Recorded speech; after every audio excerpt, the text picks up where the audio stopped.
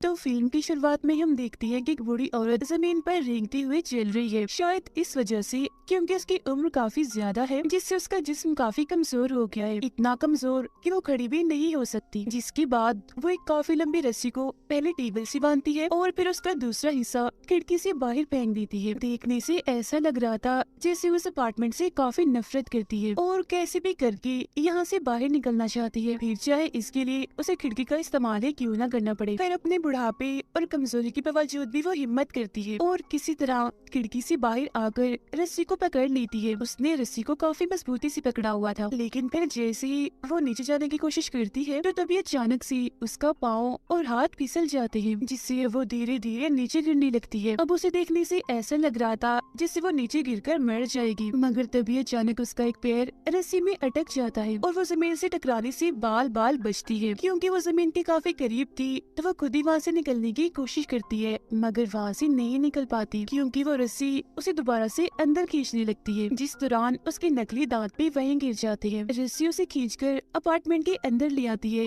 और वो खिड़की को ही बंद कर देता है, मगर हम उसे नहीं देख पाते। वो शायद कोई ना नजर आने वाली ताकत हो सकती है। इसके बाद हम देखती है कि एक तकरीबन 25 साल की लड़की जिसका नाम आना होता है, वो भी यहाँ इस अपार्टमेंट में किराए पर रहने के लिए आती है। यहाँ बिल्डिंग का मैनेजर और पिछली किराएदार उसका अच्छे से वेलकम करते हैं। इस किराएदार औरत को देखकर हम समझ पाते हैं कि ये वही बूढ़ी औरत है जिसे हम पहले भी देख चुके हैं। आना फिर घर को देखने लगती है जो उसे काफी पसंद आता है और फिर जब मैनेजर उसे अपार्टमेंट का बहुत ही कम किराया बताता है तो उसकी खुशी का तो कोई ठिकाना ही नहीं रहता। वो सोचती है कि चलो मौज हो गई, बहुत सस्ते में मिल रहा है और वो भी इतना अच्छा। फिर अपार्टमेंट में रहने के लिए आना को एग्रीमेंट के कागजात दिए जाते हैं साइन करने के लिए, लेकिन साइन करने के लिए वो बूढ़ी औरत से पूछती है कि आप इस अपार्टमेंट को क्यों छोड़ना चाहती है। फिर थोड़ी देर चुप रहने के बाद बूढ़ी औरत जवाब देती है, वो दरअसल मैं इसलिए जा रही हूँ यहाँ से क्योंकि मैं दुनिया घूमना चाहती हूँ। अब उसकी दुनिया घूमने वाली बात सुनकर आना को काफी अजीब लगता है। वो सोचती है वाह, इस उम्र की औरतें घर में आराम कर रही है, मर रही है और इसे घूमने की पड़ी हुई है। फिर आना उन्हें अपने बारे में बताने लगती है कि मैं इस शहर में नई आई हूँ, मैं मेरे दोस्त के साथ यहाँ पर आई थी, मगर हमारे बीच झगड़ा हो गया तो मैं उसे अलग होकर यहाँ आ गई। अब जैसे जैसे वो अपने बारे में बताती जा रही थी तो बूढ़ी औरत को काफी फिक्र हो रही थी कि ये पेपर्स पर साइन कर ही नहीं रही, टाइम ज़ाया किया जा रही है। फिर वो आना से पूछ लेती है कि क्या तुमने अपार्टमेंट लेना भी है या नहीं,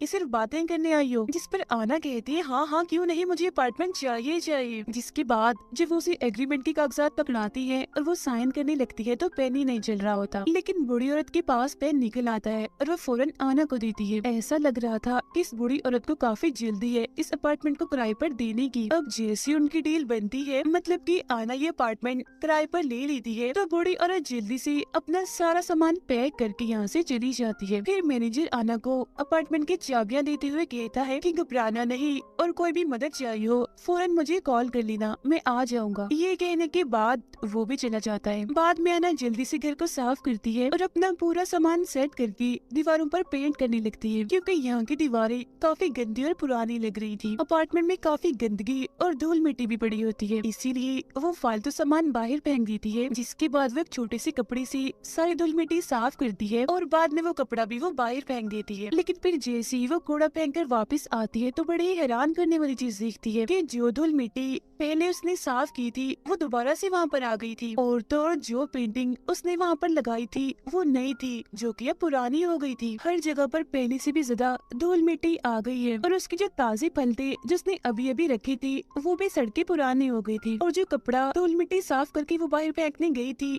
वो भी अब वापस आ गया था। अब ये देखकर तो उसे बड़ा ही अजीब लगता है, यहाँ तक कि वो काफी डर गई थी, मगर फिर भी उस पर इतना ध्यान नहीं देती और दोबारा से इस जगह को साफ करने लगती है। मगर हर बार जब भी वो इस जगह को साफ करती है दोबारा से वो गंदी और पुरानी हो जाती है। अब इससे भी बड़ी हैरान करने वाली चीज ये कि हालांकि आना 25 साल की थी, मगर उसकी आंखों के नीचे स्याह हल्की पड़ने लगी थी, उसके चेहरे पर झुर्रियां पड़ रही थी जो तकरीबन बड़ी उम्र के लोगों की पड़ती है। जिसके बाद वो थक कर वही सोफे पर ही सो जाती है।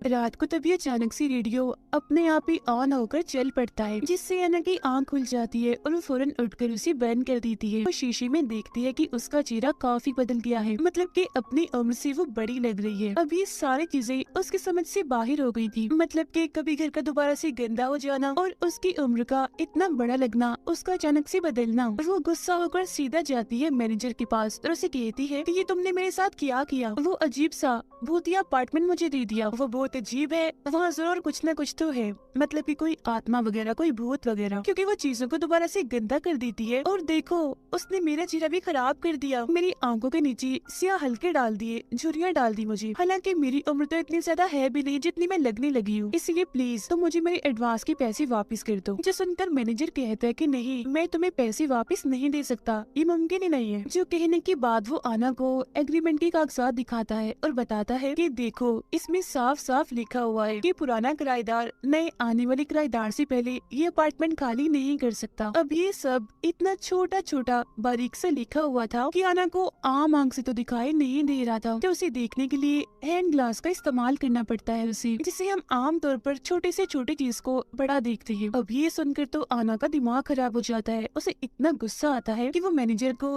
पुलिस की धमकी देती है। तब ये सुनकर भी वो आराम से बैठा रहता है, उसे जैसे कोई फर्क ही ना पड़ा हो। वो बस उससे इतना ही कहता है कि जाओ वापस अपने अपार्टमेंट में, क्योंकि और तुम कहीं भी नहीं जा सकती, एग्रीमेंट में यही लिखा हुआ है। और वो वहाँ से चली जाती है। इसके बाद आना एक क्लिनिक में जाकर अपना मेडिकल टेस्ट करवाती है और अपनी रिपोर्ट मांगती है डॉक्टर से, ताकि वो पुलिस के पास जाकर कंप्लेन कर सके उस मैनेजर के खिलाफ और उस अपार्टमेंट की भी। तब डॉक्टर उसे देखकर कहती है कि 25 साल की इतनी छोटी उम्र में गरीब बाल आना और चेहरे पर झुर्रियां पड़ना ये कोई छोटी बात नहीं है, ये काफी बड़ी बात है, मगर इस सब का लेना देना पुलिस से नहीं है। जो सुनकर आना गुस्से में उसे जवाब देती है कि आप मुझे नहीं बताएं मुझे क्या करना है, मुझे जो सही लग रहा है मैं वही करूंगी। कहने के बाद वो अपना ID कार्ड निकालती है, लेकिन बदकिस्मती से उसकी ID कार्ड पर तो कुछ था ही नहीं, क्योंकि वहाँ पर से सब कुछ मिट चुका था। अब क्योंकि आना उस अपार्टमेंट से तंग आ गई थी, इसलिए वो वहाँ जाना नहीं चाहती थी, तो रात गुजारने के लिए वो एक होटल में जाती है, जहाँ का रिसेप्शनिस्ट उसे उसका ID कार्ड मांगता है, जो हम जानते हैं कि उसके पास नहीं है, क्योंकि वो तो सारी मिट गई है, तो इसी वजह से उसे ज्यादा पैसे भरने पड़ते हैं। फिर रात को जब वो सो रही थी तो अचानक से उसकी आंख खुल जाती है, उससे उठा ही नहीं जा रहा था,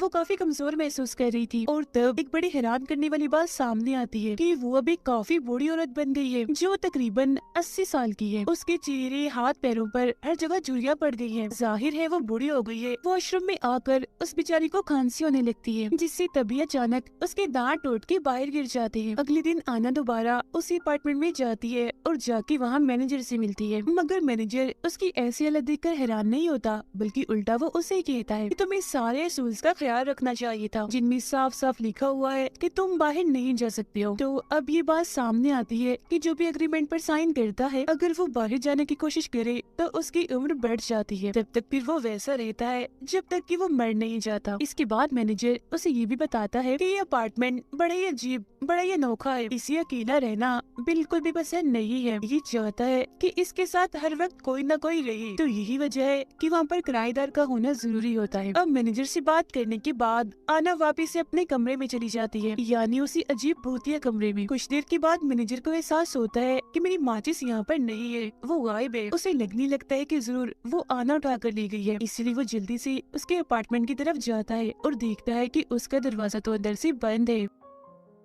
अब हम देखते हैं कि आना अपने कमरे को जलाने के लिए हर तरफ शराब फेंक रही होती है, लेकिन फिर बदकिस्मती से जैसे वो तीली जलाती है, कमरा आग ही नहीं पकड़ता। आना बार बार तीली जलाकर नीचे फेंकती है, मगर आग लगती ही नहीं। मगर उसकी ऐसा करने से, उसकी इस हरकत से अपार्टमेंट को बहुत गुस्सा आ जाता है, तो उसे सजा देने के लिए वो उसका गला घोटने लगता है। वो उसके मुंह में कपड़ा डालकर उसका सांस बंद करने की कोशिश करता है। उसका दम घुट रहा था, तभी वो नीचे गिर जाती है और सांस लेने के लिए, हवा के लिए तरसने लगती है। मगर तभी किसी तरह मैनेजर दरवाजा खोलकर अंदर आता है और उसके मुंह से कपड़ा निकाल कर उसकी जान बचा लेता है, जो कि अपनी आखिरी सांस गिन रही थी। अब अजीब बात तो ये है कि वही कपड़ा है जिससे आना बार बार धूल मिट्टी साफ करती थी। फिर कुछ देर के बाद जब वो नॉर्मल होती है तो मैनेजर उसे पानी देता है और अपार्टमेंट के बारे में सब कुछ बताता है। वो कहता है कि ये अपार्टमेंट काफी सालों पुराना है और तब से लेकर आज तक इसमें कोई ना कोई किराएदार रहता ही है। इस अपार्टमेंट में कुछ तो अजीब है जिसे कोई भूत या आत्मा जो ये सब कुछ करती है। एक दिन कुछ स्कूल की लड़कियाँ यहाँ पर रहने आई, लेकिन कुछ ही दिनों में वो बहुत ज्यादा बूढ़ी हो गई, जैसे तुम हो गई हो। ये हादसा खबरों में भी आया और हर जगह फैल गया। फिर एक आदमी को लगा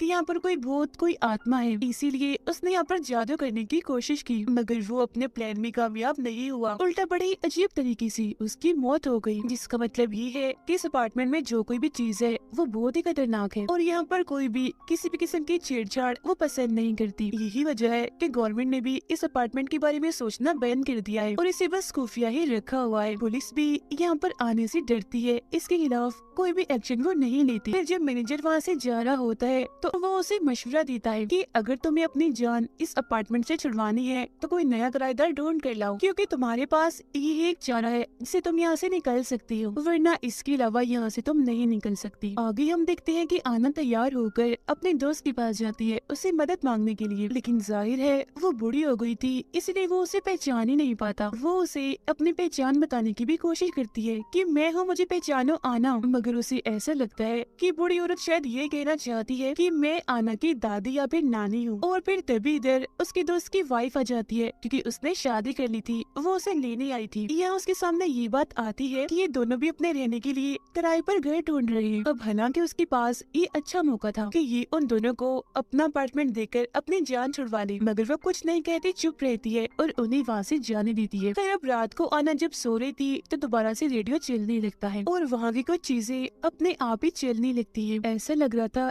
जैसे वो अपार्टमेंट उसकी मदद करना चाहता है, उससे दोस्ती करना चाह रहा है, जैसे उसके लिए खाना बनाता है, चाय बनाता है, और जब आना उठती है तो खाना उसके सामने पककर बिल्कुल तैयार होता है, मगर वो उसे खाने की बजाय फेंक देती है। वो वहाँ देखती है कि चाय भी पड़ी हुई है। अब उसे जरा भी अंदाजा नहीं था कि चाय इस अपार्टमेंट ने ही बनाई है मेरे लिए। वो थोड़ी सी चाय पीने का फैसला करती है। बेचारी धीरे धीरे चाय कप में डालती है और फिर उसे पीने लगती है। चाय उसे काफी पसंद आती है। फिर वो डस्टबिन के पास पड़े बिस्किट को उठाती है जो उसने अभी अभी फेंका था और उसे खाने लगती है। वो बेचारी अब इतनी नाजुक और कमजोर हो गई थी कि चलने के लिए उसे छड़ी का इस्तेमाल करना पड़ता है। उसकी हालत देखने से ऐसा लग रहा था जैसे वो 100 साल की बूढ़ी औरत बन गई हो। फिर जब वो अपने हाथ को देखती है तो उसे एहसास होता है जैसे मेरे हाथ में कुछ चल रहा है। अब ये देखने के लिए कि अंदर क्या है, वो अपना मास्क खींचने लगती है और वो ये देखकर काफी हैरान हो जाती है कि मेरा मास्क तो बड़ी आसानी से ही निकल रहा है। वो देखती है कि मेरे हाथ के अंदर एक अजीब सी तार जैसी कोई चीज है, जिससे वो समझ जाती है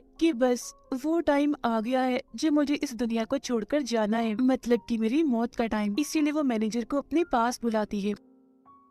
फिर अगली सीन में हम देखते हैं कि कपल यहाँ अपार्टमेंट देखने के लिए आता है और ये कपल और कोई नहीं बल्कि आना का दोस्त और उसकी वाइफ थी। सारे लोगों की तरह वो भी इतना कम किराया और फर्नीचर देखकर काफी खुश हो जाती है। उन्हें ये बात भी काफी अच्छी लगती है कि हमारे आसपास भी कोई नहीं रहता, इसीलिए वो फौरन एग्रीमेंट पर साइन करने के लिए तैयार हो जाती है। अभी आना का दोस्त एग्रीमेंट पर साइन करने ही वाला होता है कि तभी आना आसपास होने वाली चीजों को देखने लगती है। वो तभी अचानक अपना वो वक्त देखने लगती है जब वो यहाँ पर आई थी, यानी जब उसे इस जाल में फंसाया गया था, जिसकी फौरनी बाद उसे अपने दर्द का एहसास होता है कि आखिर में कैसे इन सब हालात से गुजर रही हूँ। वो चाहती थी कि जैसा मेरे साथ हुआ वैसे किसी और के साथ ना हो, इसीलिए वो अपने दोस्त को इस मौत जैसे एग्रीमेंट पर साइन करने से रोकने के लिए उसके हाथ पर गरम गरम चाय फेंक देती है, जिसके बाद वो उसे इस एग्रीमेंट से दूर हटा देती है और चिल्लाकर कहती है कि चले जाओ यहाँ से और वापस लौट कर कभी मत आना। कुछ कहे बगैर ही वो यहाँ से चली जाती है। अब जाहिर सी बात है वो तो चले गई थी, तो इसका मतलब साफ था कि आना ने अपने यहाँ से निकलने का आखिरी मौका भी खो दिया है। हालांकि अगर वो चाहती तो अपने दोस्त से बदला लेने के लिए उसे इस जाल में फंसा सकती थी और अपने कुछ आखिरी बुढ़ापे के दिन वो आराम से सुकून से बाहर गुजार सकती थी, मगर उसने ऐसा नहीं किया क्योंकि अभी भी उसके दिल में अपने दोस्त के लिए प्यार और इंसानियत बाकी है। उसने यहाँ पर खुदगर्जी का मुजाहिरा नहीं किया बल्कि अपने दोस्त को बचाया। ऐसा करके उसने अपनी जिंदगी की कुर्बानी ही दी है, क्योंकि वो कैसे भी करके इस मनहूस अपार्टमेंट का खात्मा करना चाहती है। अब ये देखकर वो मैनेजर भी काफी हैरान रह जाता है। फिर जब मैनेजर वहाँ से जाने लगता है तो आना उसे कहती है कि जाते जाते मेरा एक काम कर दो, तुम दरवाजे को बाहर से लॉक कर देना और फिर कुछ सालों तक यहाँ लौट कर वापिस मत आना, क्योंकि मैं इस अपार्टमेंट का खात्मा करने की कोशिश करूंगी। क्योंकि साथ ही साथ उसका मानना ये था कि अगर कोई यहाँ पर नहीं आएगा तो इस अपार्टमेंट का जो साइकिल बना हुआ है लोगों को मारने का, बर्बाद करने का, वो खत्म हो जाएगा। मतलब ना लोग बूढ़े होंगे और ना मारे जाएंगे, और अगर कोई किस्म का यहाँ कोई शराब है वो भी टूट जाएगा। जो भी आत्मा भूत इस अपार्टमेंट में हुई वो भी मर जाएगी। अब मैनेजर उसकी इस बहादुरी की तारीफ करता है और उसे गुड बाय कहकर वहाँ से चला जाता है। उसके जाने के बाद हम देखते हैं कि आना अब इस अपार्टमेंट में बिल्कुल अकेली है। ना तो यहाँ पर उससे मिलने कोई आएगा और ना ही उस बेचारी में इतनी ताकत है कि वो सीढ़ियाँ उतरकर नीचे जाए। उसकी हालत देखकर ऐसा लग रहा था जैसे उसके मरने का टाइम आ गया है। इसीलिए वो खिड़की के पास जाकर आखिरी बार ठंडी हवा को महसूस करने लगती है, जो उसे बहुत ही आराम पहुंचाती है, जिससे वो पिछले काफी टाइम से तरस रही थी। पिछले कुछ टाइम से वो जिस डर जिस फिक्र से गुजर रही थी आज वो खत्म होने वाली थी, क्योंकि वो अपनी इस किस्मत को कबूल कर चुकी थी। इसके बाद वो सोफे पर बैठकर आराम से इस अपार्टमेंट को कहती है कि बस कर दो, ये सब कुछ करना बंद कर दो, इसे छोड़ दो। जिसके बाद उसकी आंखें बंद हो जाती हैं और वो सोफे से अपना सर लगा लेती है। ऐसा लग रहा था कि जैसे ये सोफा उसकी आखिरी आरामगाह हो, मतलब कि यहाँ उसका अंत, उसका खात्मा हो जाएगा। इस सोफा अब आहिस्ता आहिस्ता करके उसका सर निकल जाता है और वो अब उसका हिस्सा बन गई थी। फिर धीरे धीरे करके उसका पूरा जिस्म भी सोफे में घुलने लगता है, पूरी तरह वो उसमें समा जाती है। वहाँ पर बचते हैं तो सिर्फ उसके कपड़े। जिसके बाद आना का दिल एक धागा बनकर बाहर आता है और अपने आप ही सोफे के कुशन से जुड़ जाता है। आना का सर सोफे पे रखी एक सफेद कपड़े में समा गया था। अब यहाँ पर हमें पता चला कि ये अपार्टमेंट खुद को नया करने के लिए किस तरह अपने शिकार का इस्तेमाल करता है। इसी के साथ ये कहानी इधर ही खत्म हो जाती है।